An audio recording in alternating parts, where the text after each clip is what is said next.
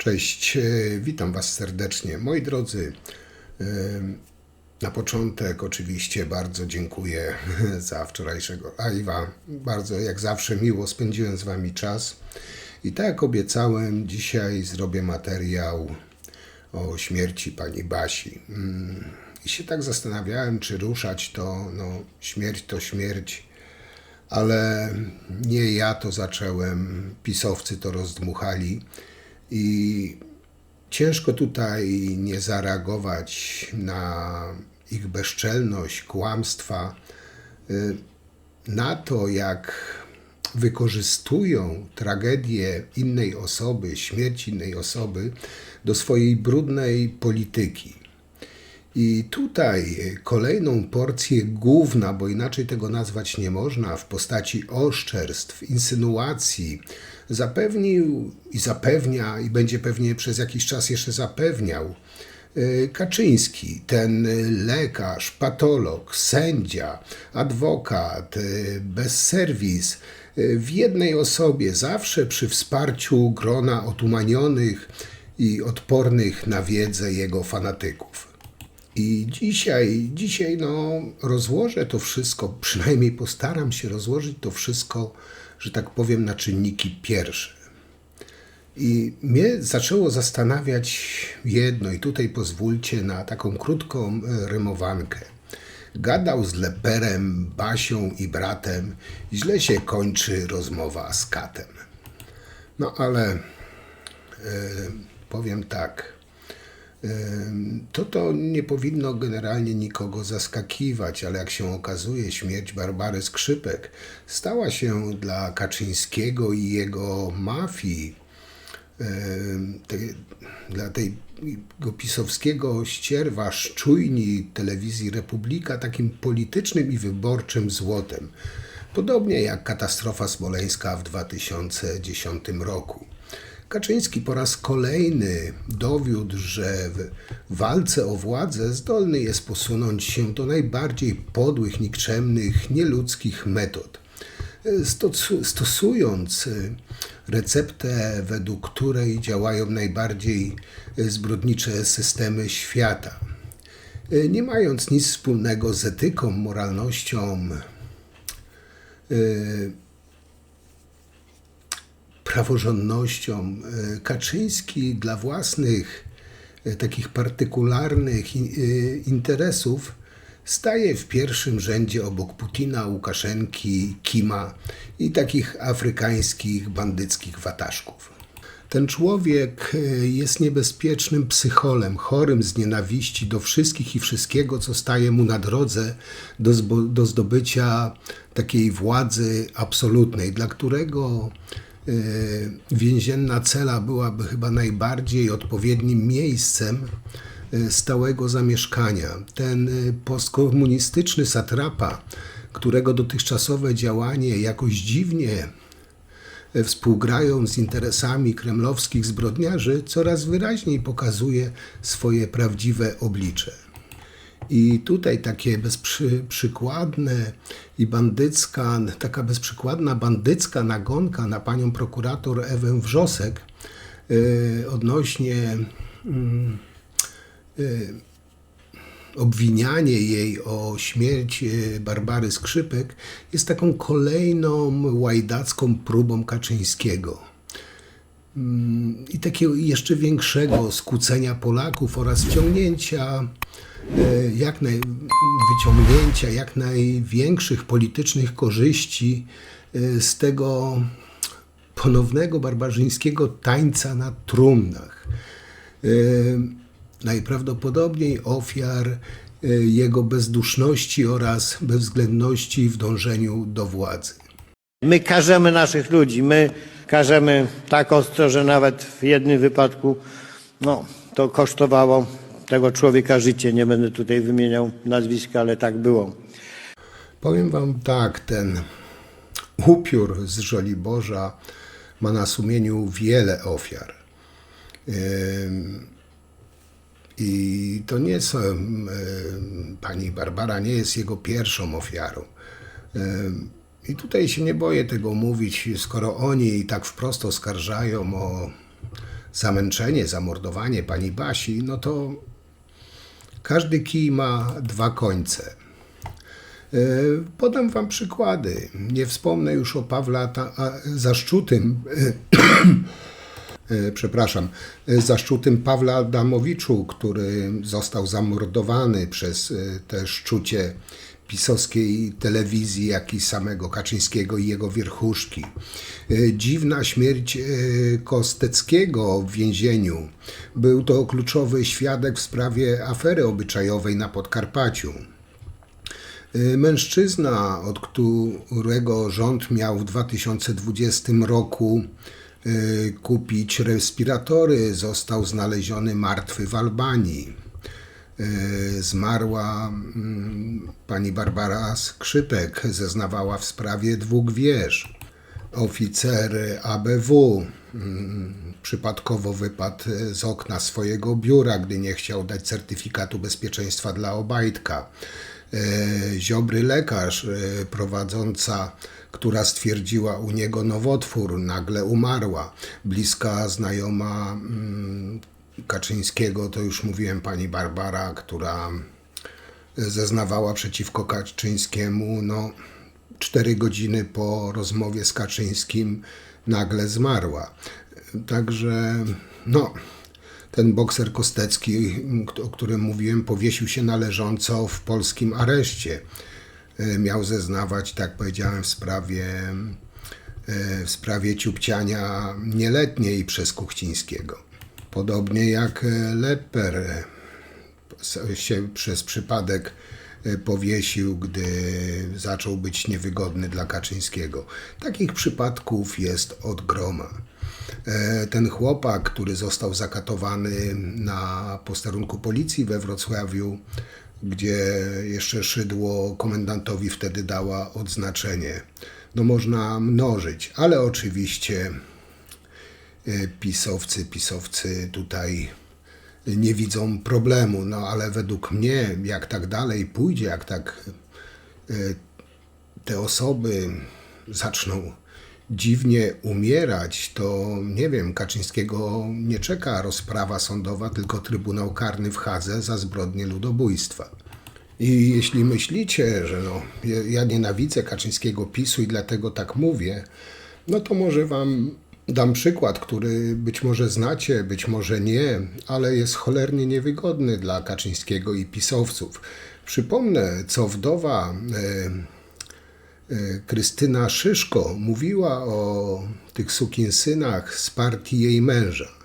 Jak wiecie, Szyszko był politykiem PiS-u, że tak powiem, z górnej półki. I sam na nim psy wieszałem, nie ukrywam, bo nie był z mojej bajki. Ale posłuchajcie, co mówi jego żona, co mówiła jego żona na temat tego, jak był traktowany przez swój obóz władzy, czyli przez między innymi tego gnoma z Żoliborza. Bo nie wiem, czy państwo wiecie, że miał zakaz występowania w telewizji publicznej. Miał zakaz. Do końca. Nawet tuż przed śmiercią. Przecież to była kampania wyborcza. Współpracownicy męża próbowali, tam z dziennikarzami rozmawiać. Dziennikarze rozkładali ręce. Pan Jacek Kurski od początku do końca pilnował tego, żeby drzwi telewizji publicznej dla męża były zamknięte. To są fakty. Faktów jest wiele innych, proszę państwa, jeszcze. Ja mam nadzieję, że będę miała okazję o tej trochę ciemniejszej stronie powiedzieć, ponieważ ona jest. To nie było tak różowo. A przecież mąż mimo wszystko, mimo że mówi się proszę państwa, o opozycji, że krytykuje. Od tego jest opozycja. To nawet w pewnym sensie dawało mężowi pewną satysfakcję. Bo mówił, idę w dobrym kierunku. Natomiast najgorsze ciosy były od swoich. I to jest problem. Oczywiście Rus Publica jest w swoim żywiole, tam jad to po prostu wylewa się hektolitrami. I manipulowanie faktami.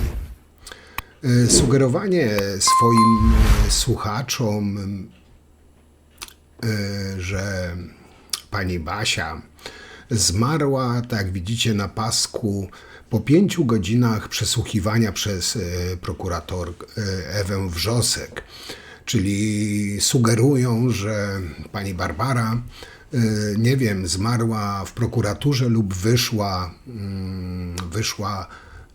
z prokuratury i padła wykończona tymi strasznymi przesłuchaniami i torturami, jakie tam musiała odbywać. I nie 5 godzin, tylko 4 godziny, ale mniejsza o to. Każdy z nas w jakiś tam sposób kiedyś był przesłuchiwany. Nie o to chodzi. Chodzi o to, moi drodzy, że telewizja Ruspublika po prostu poczuła krew i jak te hieny, jak te sępy rzucili się na padlinę, tak samo oni rzucili się na tragedię, no bo jakby nie patrzeć, kobieta zmarła, jest to tragedią dla bliskich osób. Ale oni mają to gdzieś, skoro oni są w stanie wykorzystywać 2-letnie dziecko Mateckiego do swojej brudnej polityki, kampanii wyborczej, bez wahania wykorzystywali tragedię smoleńską do swojej brudnej polityki, do zdobywania władzy. Więc czemu mają nie wykorzystać kolejnej ofiary właśnie do swojej brudnej polityki, bo tego inaczej nazwać nie można. Po prostu są sępami, hienami, sukinsynami. Zresztą, żeby nie być gołosłownym, wrzucę wam fragment wypowiedzi funkcjonariusza Kłaczka i ostrzegam was, że naprawdę słuchając jego można dostać odruchów wymiotnych. Zresztą sami zobaczcie. Ze sobą w dużej mierze przyznaję, że tej śmierci można było uniknąć, że ta śmierć jest niepotrzebna, a pani Barbara Skrzypek jest pierwszą ofiarą śmiertelną de facto reżimu Donalda Tuska. Władza, która ma krew na rękach, straszy dzisiaj obywateli, dziennikarzy, polityków, że jeżeli ta teza będzie rozpowszechniana, że jeżeli te słowa będą wypowiadane, to będą kierowane akty, pozwy do sądu. Ale władza nie zamknie ust, na pewno nie zamknie ust telewizji Republika, szanowni państwo. I powiem wam tak, nie chcę być złym prorokiem, ale jak dla mnie znów będzie polityka na trumnach. Już spod różnych kamieni, z różnych nor wyłażą różne przydacze jabłońskie, rachonie, kółeczki, żeby sączyć teoryjki całe o, nie wiem, zamordowaniu, zamęczeniu. Ktoś jeszcze tylko czekać, jak rzuci sugestię, że to zamach, albo otrucie, albo coś gorszego. No pewnie tylko czekać, jak ktoś krzyknie, że Tusk ma krew na rękach. I zresztą już jest takie typowe pisowskie bicie piany. Pisowcy dostali, tak powiem w przenośni, świeżą krew. Nowe, nie wiem, miesięcznice, nowe schody smoleńskie trzeba postawić. No, piździelcy już zaczynają swój nowy taniec nad trumnami. Smoleńsk im się wypalił, potrzebują nowej ofiary. A powiem wam tak, ja osobiście mam takie nieodparte wrażenie, że ten drabinkowy filerek zarządził reasumpcję zeznań pani Basi na prokuraturze. Ale pisowcom i Kaczyńskiemu na czele taniec na grobach to jedyne, co im tak naprawdę wychodzi. A wytłumaczenie jest proste i nie trzeba tutaj szukać drugiego dna, moi drodzy pisowscy złodziejaszki. Bo tak naprawdę w obliczu odpowiedzialności za przestępcze występki po prostu niektórzy nie wytrzymują ciśnienia. Jest jeszcze druga, bardziej taka niewygodna dla was pisowcy opcja. Komuś zależało, by nic już ta pani nie powiedziała, Lepper też był wam bardzo niewygodny. I to chyba powinienem powiedzieć na samym początku. Pani Barbara nie zmarła po 5-godzinnych przesłuchaniach, tylko zmarła 3 dni później, a dokładnie 4 godziny po rozmowie z Kaczyńskim. Daje to do myślenia. No ale powiem wam, że Kaczyński ma naprawdę zadziwiający dar. Po rozmowach z nim wiele osób w dziwnych okolicznościach odchodzi. Być może się mylę, ale moja opcja, bo skoro już tak pisowcy oskarżają na prawo i lewo każdego z opozycji, panią prokurator Wrzosek, opozycję, Giertycha, to ja przedstawię swoją wersję. Skoro oni mogą, ja też mogę. Tak powiedziałem, pani Barbara zmarła 4 godziny po rozmowie z Kaczyńskim. I według mojej wersji powiedziała, co znała. Dostała koszmarny opierdol od Kaczyńskiego, była bardzo chora i umarła. Niebezpiecznego świadka już nie ma, a pani Barbara była jak encyklopedia. Czymś totalnie niegodziwym jest to, że od wczoraj, od godziny 21, przez całą noc, po dzisiejszy poranek mamy jawną strategię polityczną, gdzie politycy Prawa i Sprawiedliwości na śmierci tej kobiety, która nie wiemy w jakich okolicznościach zmarła, czy była chora, jakie miała choroby, próbuje zbić kapitał polityczny. Ja słuchałem wczoraj Jarosława Kaczyńskiego w tej reżimowej telewizji partyjnej Prawa i Sprawiedliwości. On powiedział, że to jest odpowiedzialność koalicji 13 grudnia, tak naprawdę koalicji 15 października, że to jest odpowiedzialność tych, którzy rządzą. W jaki sposób można formułować tak potężne zarzuty? Dzisiaj wie pan, co powiedział doradca pana prezydenta Dudy, pan Poboży, w telewizji publicznej, że trzeba o tym temacie rozmawiać, dlatego że ten temat jest w trendach internetowych. No to jest przerażające, że umiera kobieta, która była asystentką, szefową biura politycznego Prawa i Sprawiedliwości i teraz cała horda polityków Prawa i Sprawiedliwości od rana do nocy będzie na tym robiła kampanię wyborczą. To jest niedopuszczalne. Oni robią kampanię wyborczą na tragedii smoleńskiej i dzisiaj, co musi się czuć ta rodzina, która słyszy każdego polityka Prawa i Sprawiedliwości, który teraz mówi, będzie odwet, śledztwo jest polityczne, nie ma żadnej argumentacji. Wie pan, niewinni nie mają się czego obawiać. Pani Skrzypek była wezwana w charakterze świadka, zeznawała. I gdyby było tak, jak mówi Jarosław Kaczyński, to wie pan co? W czwartek rano byłaby konferencja prasowa polityków Prawa i Sprawiedliwości i byłoby mówione o błędach prokuratury. W czwartek nie zrobiliście nic, w piątek nie zrobiliście nic, zaczęliście otwierać swoje niewyparzone polityczne buzie dopiero jak ta pani umarła. Jesteście nieprzyzwoici, niegodziwi i naprawdę powinniście się w tej sprawie nie odzywać.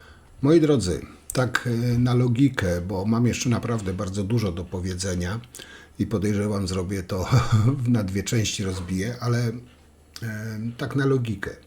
Umiera świadek, który znał największe tajemnice Prawa i Sprawiedliwości i samego Kaczyńskiego.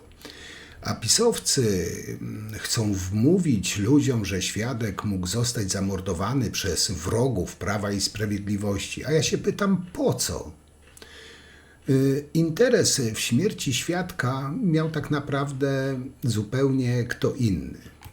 I powiem wam, że przy tych całych smutnych okolicznościach związanych ze śmiercią pani Barbary Skrzypek, może nie powinienem teraz tego wszystkiego mówić, ale chyba okoliczności tak naprawdę tego wymagają, bo za ten obrzydliwy taniec na trumnie, oszczerstwa, pomówienia, szarganie dobrym imieniem każdego niemalże z opozycji, powinno się ten cios oddać tym sukinsynom. Bo to, że oni są wyrzuci z jakichkolwiek ludzkich uczuć, z empatii, to nie usprawiedliwia ich, żeby to wszystko przemilczeć. I powinno tą samą pałą walić ich się po łbach, tą samą, którą oni używają w stosunku do opozycji. I tutaj wyjątków nie powinno być. Kaczyński, ci wszyscy pisowcy, którzy plują tym swoim zatrutym jadem na prawo i lewo, ta szczujnia Republika, każdy z osobna propagandzista tej szczujni, który powiela tę narrację i tutaj nawet nie powinno się pominąć tego paskowego tej stacji, który publikuje te żenujące teksty. Zresztą to samo powinno spotkać posła Pawła Jońskiego, Kaletę. O Kalecie zaraz też powiem. I każdego innego polityka za publikację podobnych treści, w których sugerują, jakoby prowadzona przez panią prokurator przesłuchanie miało realny wpływ na śmierć pani Barbary. I nie wiem jak wy, ale ja tu się zgadzam z tezą, że dla dobra wymiaru sprawiedliwości cały protokół przesłuchania pani Barbary Skrzypek powinien zostać opublikowany, ponieważ Kaczyński przyznał, że rozmawiał ze świadkiem, czyli z panią Barbarą po przesłuchaniu. I to z pewnością ze względu na łączące ich relacje pani Barbara powiedziała mu, co zeznała. Tak więc dobro postępowania tutaj nie ucierpi. I wszyscy wówczas wiedzieliby, jak przesłuchanie wyglądało i co świadek zeznała o Kaczyńskim, a zeznała dość ciekawe rzeczy. Ale zanim o tym powiem, chciałbym powiedzieć, bo wydaje mi się, że to nie jest bez znaczenia. Wezwany na miejsce lekarz pogotowia stwierdził u pani Barbary zgon nagły z nieznanych przyczyn. O zgonie nie była poinformowana ani prokuratura, ani policja, ani prokuratura. Zwłoki zostały przewiezione bezpośrednio do zakładu pogrzebowego. W sumie po co pisowcy zaczęli drążyć przyczyny, temat tej śmierci? Tak powiedziałem. Polityczne paliwo, hieny cmentarne nie cofną się przed niczym. No oczywiście, że nie chodziło o Barbarę Skrzypek, chodziło o to, żeby obciążyć zeznaniami Jarosława Kaczyńskiego. Wiemy, że była lojalna, więc wywierano ją presje, które miały cechy tortur psychicznych i potem wyszła już w stanie, z którego się nie podniosła i po prostu umarła. No niestety przy pomocy mechanizmów psychologicznych można tak samo zabić człowieka, jak i pałką.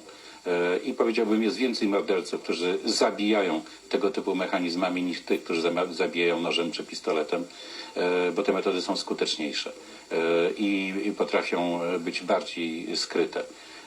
Dokładnie wzięto ludzi, no przecież pani Wrzosek powinna siedzieć w więzieniu za to, co wyrabiała przy okazji na przykład katastrofy autobusu, kiedy na życzenie kampanii Trzaskowskiego próbowała wydobyć informacje z prokuratury, czy one zaszkodzą ówczesnemu kandydatowi na prezydenta, czy nie, dzisiaj znowu kandydatowi na prezydenta. Mamy przecież te nagrania. I za takie rzeczy wylatuje się z prokuratury, a w zasadzie idzie do więzienia. No i dzisiaj ta pani osobiście przesłuchuje osoby związane z Jarosławem Kaczyńskim. No naprawdę przypomina mi to czasy hitlerowskie, kiedy bandytów i najgorszy element przestępczy brano do aparatu ścigania, żeby posunęli się i przesuwali granice. Ja nie wierzę w to, że pani Wrzosek nie skończy w więzieniu. Ja wierzę w Polskę i myślę, że ci ludzie wszyscy pójdą kiedyś siedzieć. A o co w tym wszystkim poszło? Otóż, moi drodzy, pani Barbara Skrzypek obciążyła Kaczyńskiego podczas swoich zeznań w prokuraturze. Stwierdziła, że nie miał on pełnomocnictw jej i jej syna na walne spółki srebrna, na którym Kaczyński napisał w protokole, że było 100% kapitału obecne. Na tym walnym Gerald Breitfink jest, nazwisko pewnie przekręciłem, to jest ten z rodziny Kaczyńskiego, który tam, to jest afera łapówkarstwa w sprawie 2 wież, to jest inny temat. dostawał pełnomocnictwo do budowy 2 wież. Te zeznania obciążają oznaczają, że Kaczyńskiemu grozi nowy zarzut, fałszerstwo dokumentu, to jest do 5 lat więzienia. Obciążenie Kaczyńskiego to musiało być duży stres dla pani Skrzypek, jakby nie patrzeć. I tutaj jeszcze raz zadam pytanie, jeśli śmierć pani Skrzypek miałaby mieć związek z faktem przesłuchania jej kilka dni temu w sprawie 2 wież, to zastanawiam się, komu mogłoby zależeć na uniemożliwieniu składania przez nią dalszych zeznań jako świadka w tej sprawie. Zaraz wam wrzucę wypowiedź Kaczyńskiego potwierdzającą moje słowa, ale z tego, co usłyszałem od samego Kaczyńskiego, no to nie jest przez wściekłych lewaków, zbrodnicieli tych strasznych, tylko od samego Kaczyńskiego. Powiedział, że zaczynała pracę o 7 rano i wychodziła zwykle po około 12 godzinach, a jeszcze miała wszystkie zajęcia domowe.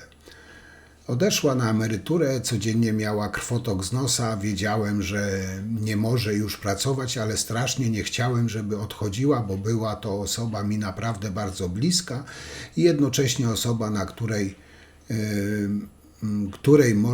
się można powiedzieć o ogromnej mierze opierałem, tutaj zaznaczył Kaczyński, czyli podsumowując, pani Skrzypek miała codziennie krwotoki z nosa. Mimo przejścia na emeryturę Kaczyński nadal zmuszał ją do pracy po 12 godzin.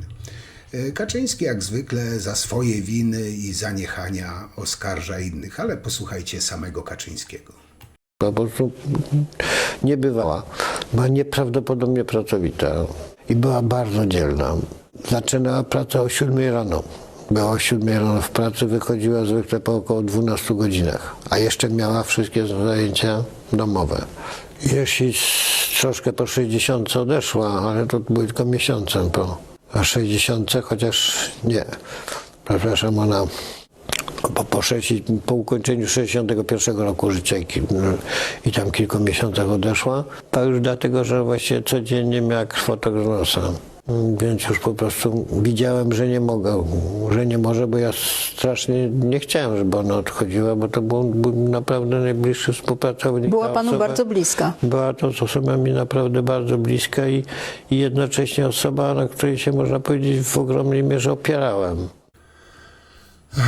I tak, no, kto osiągnął korzyści ze śmierci pani Barbary? No przecież nie prokuratura, która straciła świadka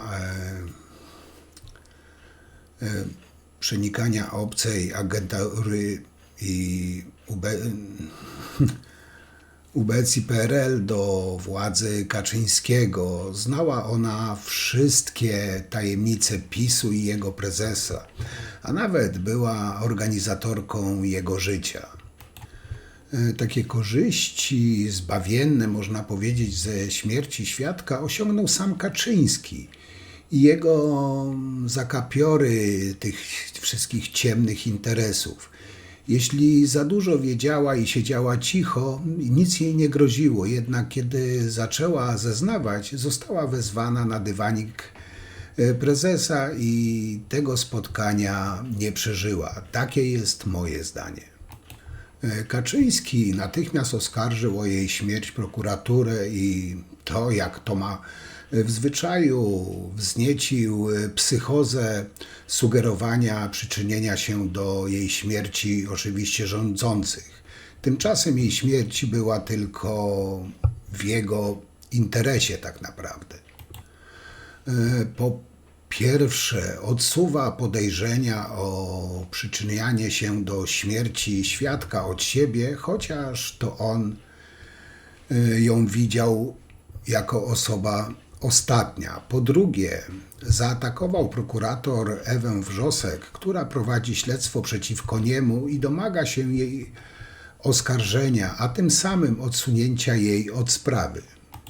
No i po trzecie, ten ruski zdrajca może teraz robić to, co umie najbardziej: grać politycznie na grobie pani Barbary.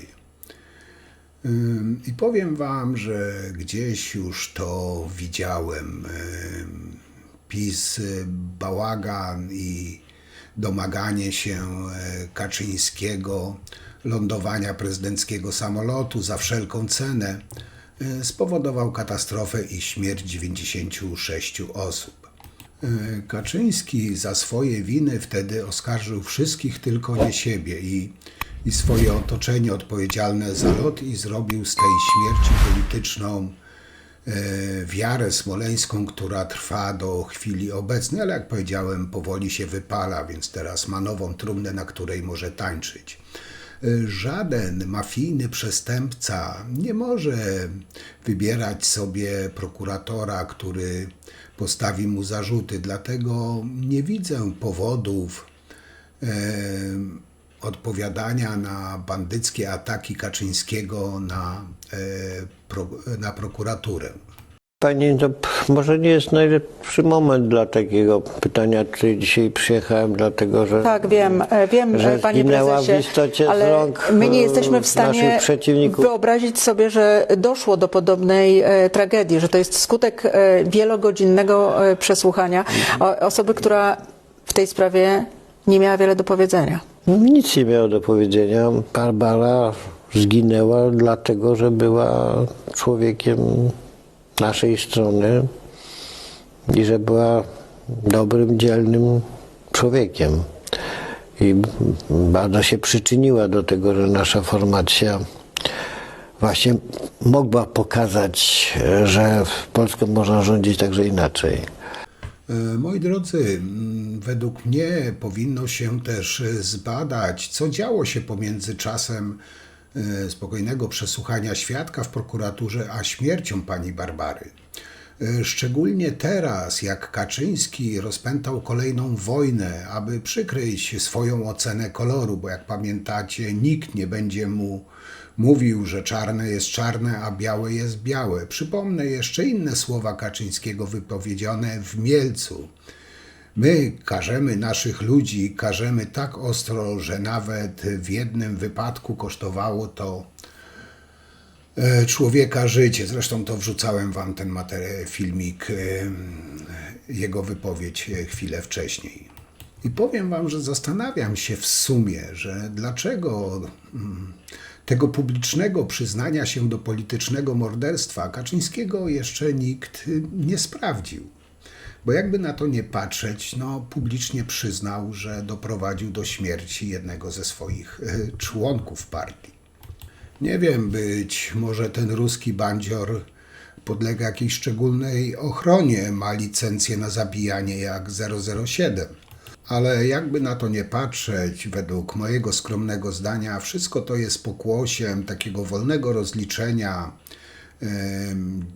działaniem na, tolerancję o przestępczym PiS-ie i traktowanie tych antypolskich bandziorów jak partnerów politycznych. Jak wiecie, przeglądam różne programy telewizyjne, znaczy w internecie, ale jak Republikę, tak i TVN i TVP, żeby zbierać materiały. I powiem wam, że przejrzałem TVN24, kiedy po raz kolejny redaktor nazwał Horałę ministrem. Nie członkiem mafii PiS, nie bandytą, który niszczył konstytucję, skłócił i okradał Polaków. On jest minister. Może dla Piaseckiego jest ministrem. I tutaj daje psztyka w nos TVN24. Bo dla mnie pisowcy to są po prostu bandyci, którzy wspólnie z Kaczyńskim zamachnęli się na Polskę. I tak, oni wszyscy powinni być traktowani, szczególnie w mediach. Dziennikarze po prostu nie powinni zakłamywać historii albo ich zaprzeczać. Jej zaprzeczać, by się tłumaczyli albo, po prostu nie zapraszali tych pisowskich bandziorów, bo Oni nic innego jak kłamać nie potrafią. Być może, nie wiem, dziennikarze robią to specjalnie, ale być może nie wiedzą, ale podejrzewam, że wiedzą. Po prostu wydaje mi się, że mają kolejny interes, grając na emocjach Polaków. I tutaj, moi drodzy, chciałbym wam właśnie dać jeden z takich przykładów, który pokazuje to, chociaż tutaj dziennikarz Radia Z potraktował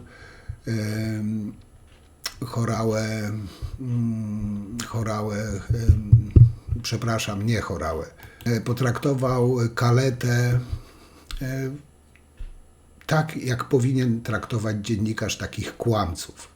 W programie 7 dzień tygodnia w Radiu Z Kaleta, były szczekacz od Ziobry, obecnie pisowski kundelek, bezczelny ignorant i prymitywne hamidło. Nie nazwę go nawet bydlęciem czy sparszywiałym kundlem, bowiem bardzo obraziłbym te o wiele bardziej pożyteczne od niego zwierzęta. Dziwię się, że prowadzący program redaktor Andrzej Stankiewicz wytrzymał te bezsensowne, grubiańskie wrzaski tego typa i nie wywalił go na zbitą mordę ze studia, tak jak kiedyś zrobił to z Przygupem Kowalskim. Zobaczcie fragment tego materiału i sami ocencie, ale powiem wam, że właśnie takie coś jak Kaleta potrafi na całą Polskę w żywe oczy łgać jak wredna suka, bo inaczej tego nie nazwę. To w związku z tym powinno być wątpliwości. Mamy dzisiaj w Polsce reżim, który prześladuje oponentów politycznych. I śmierć pani Barbary Skrzypek ewidentnie, w mojej ocenie, jest powiązana z faktem jej przesłuchania. To jest moja opinia. Dobrze. I mam prawo taką opinię mieć w wolnym demokratycznym Rozumiem, państwie. ale jako prawnik, jako były wiceminister sprawiedliwości, ponosi pan odpowiedzialność za to, co pan mówi. Jest pan prawnikiem, panie ministrze. Tak, wyraziłem swoją opinię, panie redaktorze, w oparciu o kilka konkretnych... A da mi się pan do tych konkretów ale odnieść? wyraziłem swoją opinię, panie redaktorze, nie stwierdzenie, opinię w powiązaniu z pewnymi zdarzeniami. I dobrze. Prokuratura zamiast informować o wyjaśnieniu sprawy zastrasza pozwami. Dobrze, chwileczkę. Pani prokuratura mówi w ten sposób, co słyszeli państwo w wiadomościach Radia Z, że to śledztwo trwało 4 godziny, przepraszam, to przesłuchanie trwało 4 godziny, rozpoczęło się o godzinie 10 w środę, była kilkunastominutowa przerwa i że odbywało się to przesłuchanie w kulturalnej atmosferze.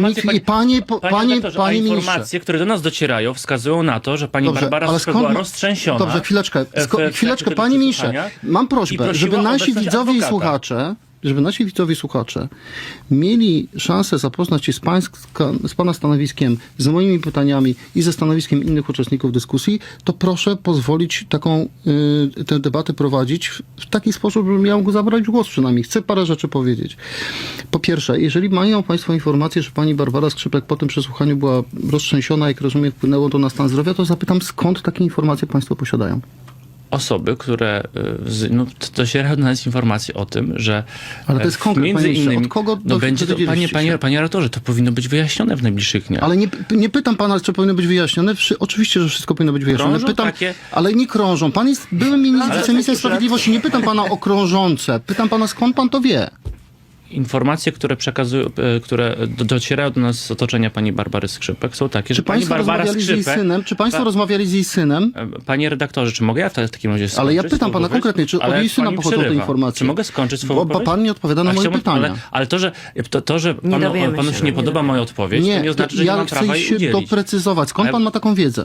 Ja mam taką wiedzę od osób z Prawa i Sprawiedliwości. I od kogo? Panie redaktorze, czy mogę skończyć? Ale ja pytam pana, od kogo? Wie pan, stawia pan... Mam prawo. Ma pan prawo, ale ja pytam... To widzi pan, tak pewnie wyglądało przesłanie pani Barbary Skrzypek. Pani nie mówi, co chciała pani powiedzieć i w ten sposób pani Barbara Skrzypek prosiła o obecność adwokata. Mam jedną prosiła o obecność adwokata podczas tego przesłuchania. Zaraz się do tego odniosę. Dlaczego prosiła o obecność adwokata, panie redaktorze? Dlaczego prosiła? Pozwoli pan. Ja wiem, że już Tusk wysłał wysłał wam okulnik, jak należy rozmawiać w tej sprawie, ale proszę, panie redaktorze, dać prawo do wypowiedzi. Drodzy państwo, chcę państwu powiedzieć, żeby było jasno, pan minister w tej chwili kłamie, nie dostałem żadnego okulnika od Donalda Tuska, staram się od pana dowiedzieć. Powiedział pan, że to osoby z Prawa Sprawiedliwości powiedziały, że pani Barbara Skrzypek źle zniosła to przesłuchanie. Pytam, jakie osoby? Proste pytanie. Nie rozmawiałem bezpośrednio z osobami, które z panią Barbarą Skrzypek rozmawiały. To ja doprecyzuję, to, panie redaktorze, powinno być wyjaśnione w toku dalszego postępowania, ponieważ nie można nie przejść obojętnie wobec faktu, że mamy do czynienia z sytuacjami, że systemowo prześladowana jest opozycja i mamy do czynienia ze śmiercią człowieka z bliskiego otoczenia Jarosława Kaczyńskiego. Ja mam jednocześnie do porządku dziennego wobec tego, w sytuacji, gdy prokuratura zamiast informować o chęci wyjaśnienia sprawy, zastrasza pozwami. Czy to nie budzi pana wątpliwości, że prokuratura, która w tej sprawie powinna bardzo ostrożnie podejść do tego zdarzenia, automatycznie straszy pozwami. Czy pan nie budzi to pana wątpliwości? Wie pan co, ja generalnie uważam, że pozywanie za słowa to nie jest dobry pomysł, ale nie w tej chwili się nie zajmuje. Niech pan spojrzy na to z tej perspektywy. Dlaczego prokuratura zamiast informować o wyjaśnieniu sprawy zastrasza? Wydaje mi się, że jeżeli są podejrzenia co do tej śmierci, to prokuratura, i na to liczę, się tą sprawą zajmie. Natomiast chcę doprecyzować kilka rzeczy. Powiedział pan, podnosząc ten argument, który często się pojawia w waszych wystąpieniach, że rzeczywiście nie został dopuszczony adwokat na przesłuchanie pani Barbary Skrzypek. Za to byli przedstawiciele adwokatury związanej z Koalicją Obywatelską, tak to w skrócie ujmijmy, dlatego, że to są adwokaci, drodzy państwo, reprezentujący Gerharda Birchellnera, który jest w tej sprawie pokrzywdzonym. To jest człowiek, który oskarża środowisko Prawa i Sprawiedliwości, że nie zapłacili mu za projekty związane z budową tych dwóch wież. Więc ja to doprecyzowuję. On ma wpływ na to, jakich sobie adwokatów dobiera. Jeżeli chodzi o to, że nie został dopuszczony adwokat pani Barbary Skrzypek, prokuratura tłumaczy to w ten sposób i pan jest prawnikiem, pewnie mi pan lepiej paragraf powie, ale ja mówię z pamięci, chyba artykuł 183 kodeksu karnego mówi, że jeżeli ktoś jest podejrzewany o to, że może w czasie przesłuchania powiedzieć rzeczy, które zostaną wykorzystane przeciwko niemu i może usłyszeć zarzuty, to wtedy ma prawo wystąpić z adwokatem. Wobec pani Barbary Skrzypek, zdaniem prokuratury, takich planów stawiania zarzutów nie było, dlatego adwokat nie został dopuszczony. Ja to relacjonuję, opowiadam i ostatnie zdanie, ale panie redaktorze, bo jednak istotna bardzo kwestia z tego powodu, że prokuratura skłamała w tym komunikacie, że tylko w takim wypadku, ponieważ artykuł 87 KPK stanowi, że strona inna niż oskarżony może ustanowić pełnomocnika i sąd, a w postępowaniu przygotowawczym prokurator może odmówić dopuszczenia do udziału w postępowaniu pełnomocnika, jeżeli uzna, że nie wymaga tego obrona interesów osoby nie będącej stroną. Chyba prokuratura uznała. Dobrze, tak, dokładnie tak. Pani Wrzosek mogła się nie zgodzić i się nie zgodziła, a było troje na jedną, po prostu. Czy to jest normalne? To nie jest normalne, panie redaktorze. Tak jak pan powiedział, pani prokurator mogła się na to nie zgodzić. Pan Michał Szczerba, Koalicja Obywatelska. Moi drodzy, pozwólcie, że zakończę dzisiaj tą część, że tak powiem, pierwszą. Zrobię to na dwie części, bo dość dużo materiału, ale uznałem, że warto to rozłożyć na czynniki pierwsze, bo temat jest wart tego. Pozwólcie, że podsumuję to w ten sposób. Kobieta zmarła w sobotę, 4 godziny po rozmowie z Kaczyńskim. Przesłuchiwana była w środę, ale wyznawcy PiS-u, jak to wyznawcy PiS-u, są głusi i ślepi na tą prawdę. Bo telewizja, szczujnia za rubliki już zaszczepiła im inną. W głowach tych ludzi zasiano kolejny mit o ofierze reżimu Tuska. Oczyma wyobraźni widzą wyłupane oczy i odzieranie ze skóry. I tak ma być według właśnie Republiki czy pisowców. Bo tego chce Kaczyński i cała ta pisowska wierchuszka. Nienawiść ma odbierać tym ludziom zdolność do racjonalnego myślenia. Tego PiS-owi potrzeba w kampanii wyborczej, ale prawda jest zgoła inna. To nie Tusk skorzystał na śmierci sekretarki Kaczyńskiego, ale sam Kaczyński, którego tajemnicę znała. To nie z Tuskiem rozmawiała na 4 godziny przed śmiercią, ale właśnie z Kaczyńskim. I w końcu to nie w sprawie Tuska zeznawała, a w sprawie przekrętów Kaczyńskiego. Jej śmierć dla Kaczyńskiego to dar. PiS znowu może, tak mówiłem, tańczyć na trumnie. Do dziś tańczą na trumnach smoleńskich. Dla uzysku publicznego przez lata będą teraz odkopywać trupa pani Barbary od Jarosława. Powiem krótko. Dla mnie to są po prostu obrzydliwe hieny. To nawet nie są ludzie. To ciężko nazwać ich nawet zwierzętami, bo zwierzęta czasami mają więcej empatii niż te sukinsyny.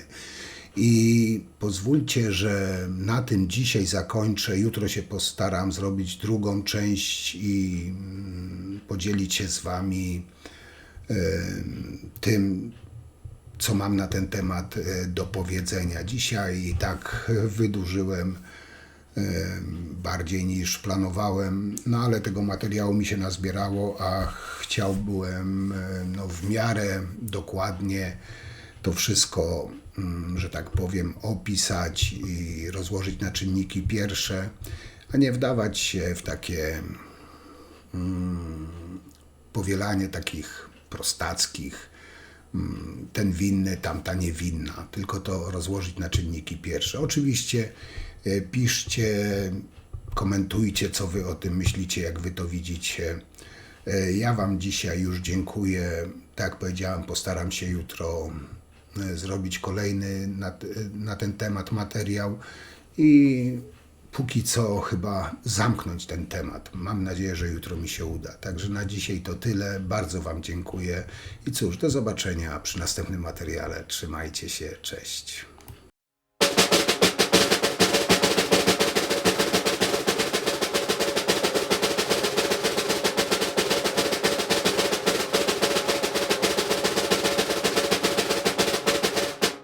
Zakaz zbliżania się, prawda, czy jakąś ma tą założoną taką na policji kartę swoją, że jest przemocowy, ale wiele kobiet się nie zgłasza, prawda? Natomiast jest wiele domów, gdzie jest tak zwany matriarchat. U mnie był taki i w moim rodzinnym, i w moim, więc u mnie wszystko, że tak powiem, szło pozytywnie, bo więcej do powiedzenia miała moja mama i ja w domu, a mój mąż się z tym zgadzał, przemocowy nie był.